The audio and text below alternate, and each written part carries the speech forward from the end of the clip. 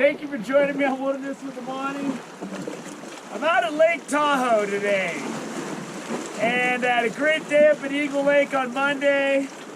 I had a good day on the West Walker River for my Patreon, Wilderness with Amani. I caught some nice rainbows. That's available if you want to go over to the Patreon. Just punch in Wilderness with Amani. And also, last week, I broke the skunk streak I had in that big trucky pull on my Patreon. I get like a nice 18-inch brown. That book is closed. So I came out here today because it's gonna snow like 8 days over the next 2 weeks. And I'm not big on climbing around on rocks like these when there's ice and snow. And it's dangerous to come down that steep hill. I might have to do safer plays than this. So I'm hoping to get a fish or two to eat. So Logan Shoals is a lot like Cave Rock. It's got rocks that go out and then it's sandy. So going with that same pattern I hit that last big rainbow on, I'm trying to cast close to the edge of the rocks. Once the sun comes out, I'll be able to see a little bit better where I'm casting, but for now I just casted beyond that big rock that's sticking out of the water. I got my landing zone where I'm gonna land a fish. I should be able to do it right here. I got inflated crawlers, a tiny piece of power bait. If you want to see the fundamentals of how I rig up, go to my channel homepage, go to my fishing tips playlist, and you'll find it. You'll find rigging up for reservoir trout or my general strategy for deep reservoir trout. And I talk about how I like to move it in and out and stuff. But I'm going to try to pound that rock wall pattern. This and Cave Rock are the two places I've been skunked fishing Lake Tahoe. I haven't been skunked a lot. And both of those instances I was casting as far out as I can, and I was kind of ignoring that. But since every fish I catch seems to have crawdads in its stomach, I figured, I better stick to where the food is. There's minnows, there's small trout, there's all kinds of stuff to eat in these rocks. And if those of you that want to throw lures, that's encouraging because you don't have to get it out that far to hit that area. You can even get on some of these high rocks and fly cast here if you wanted to. There's snow coming in, I think, tonight. So let's see if we can't catch some fish and get some good eating and maybe even some fillets for the freezer. Got one. Power bait. Right off the rocks. True to form. It's a good fish.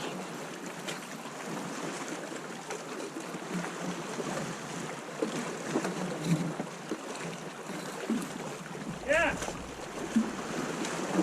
Yes. I just threw it out and I put it right on the side. All right, he's going around this rock over here. I gotta get over here.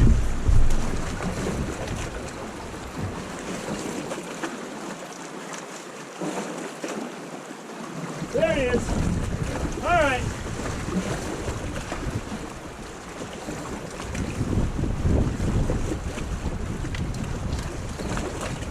Get out of the rocks.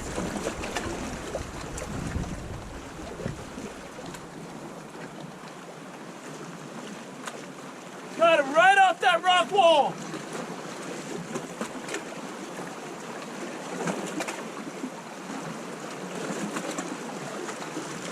Good size for eating if I can land it. Got it. Woo! On the board. Oh, it's a little stormy out there today. Nice fat rainbow, perfect size for filleting, and that's about two meals for me. A couple of these fish, I could do good. He was right in the corner of his mouth, but man, you know what? I want to eat some fish, and I don't know when the next time I'm going to be able to get out here and get some of these fish. And people always ask, I always use this color of power bait. And this happens to be 42% stronger turbo dough. I just get whatever they have in this color. And the Walmart I go to doesn't have the greatest selection all the time. And then I stick it on a size 18 hook. Just a tiny hook. And that hook was in the very joint of his mouth. That's where a lot of the hook sets are, because that little hook, because I do let a lot of fish go when I can here. I just wanted to make sure I got at least one. If I get another one where the hook's almost coming out, I'll probably let it go.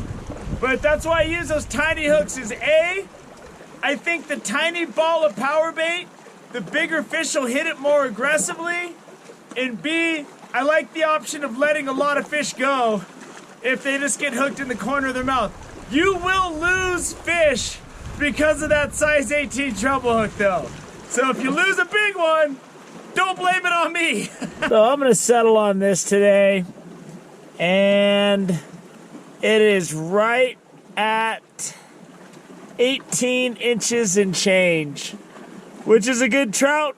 It's nice for eating. It's not huge. It's not really fat, but it's a good sized fish. And since I got this fish close to the rocks, I'm gonna take a look inside of him really quick, and we're gonna see if what he was feeding on. And it's a stormy but beautiful day on the lake today. And I cut that fish open, and it's not a really fat one.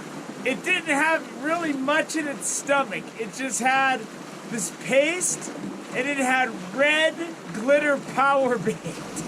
So somebody fishing who missed a fish on dark red power bait, I got it in my cooler.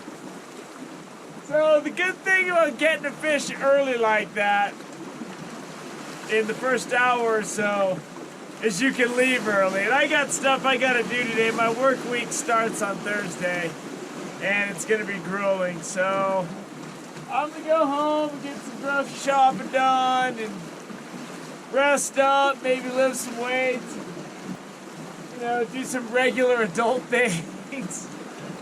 As I was saying earlier, this could be one of the last times I fish down on one of these rocky areas.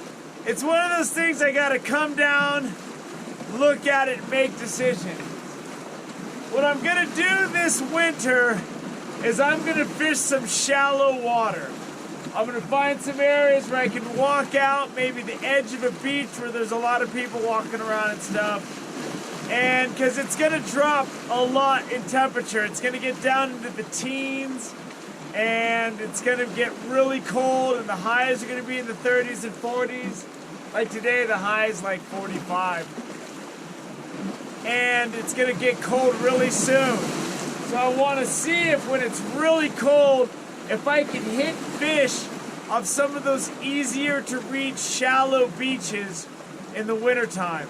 I'm gonna get skunked. I know it going in some of those times, but unless I put some time in and really see, I'm not gonna know how viable those shallow areas are. And to date, I've really avoided hitting them because I just know this deeper stuff is good. Here at Logan Shoals, I've discovered whether you cast as far as you can or right at the edge of the rocks, it's about the same depth. With a 1/2 ounce slip sinker, I'm counting down about 18 to 21, no matter where I throw it out.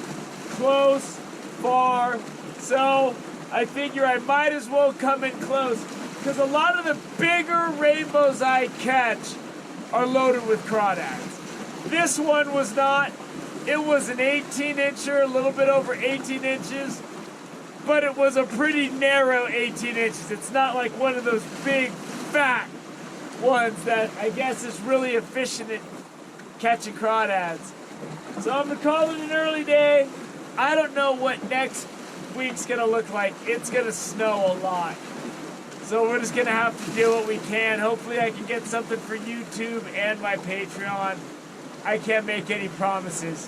You might be getting highlight clip number 6 from my highlight clips playlist. So I hope you enjoyed this stormy morning on the shores of Lake Tahoe.